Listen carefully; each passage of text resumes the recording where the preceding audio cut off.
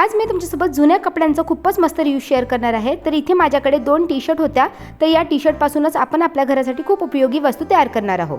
तर त्यासाठी सर्वात प्रथम टी-शर्टला ओपन करून घ्यायचे आहे आणि जो स्लीव्ज वाला एरिया आहे त्याचबरोबर गळ्याचा एरिया आपल्याला सर्वात प्रथम कैचीने कट करून घ्यायचा आहे। त्यानंतर अशा प्रकारचा एक पीस आपल्याला मिळेल। तर त्यासाठी व्हिडिओत दाखवल्याप्रमाणे टी-शर्टला फोल्ड करून घ्यायचे आहे आणि त्यापासून डायगोनल शेपमध्ये मेजरमेंट घेऊन एक सर्कल कट करून घ्यायचा आहे।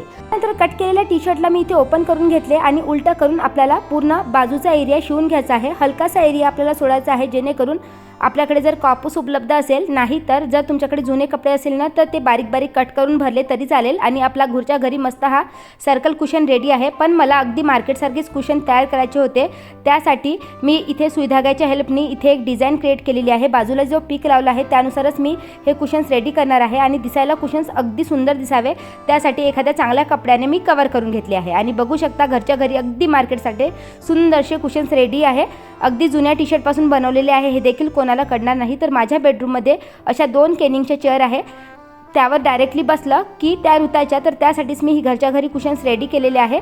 तर आय होप फ्रेंड्स जुन्या टी-शर्टचा असा उपयोग तुम्हाला नक्कीच आवडला असेल। आयडिया आवडली असेल तर व्हिडिओला लाईक करा आणि तुम्हाला हा व्हिडिओ कसा वाटला कमेंट करून नक्की कळवा।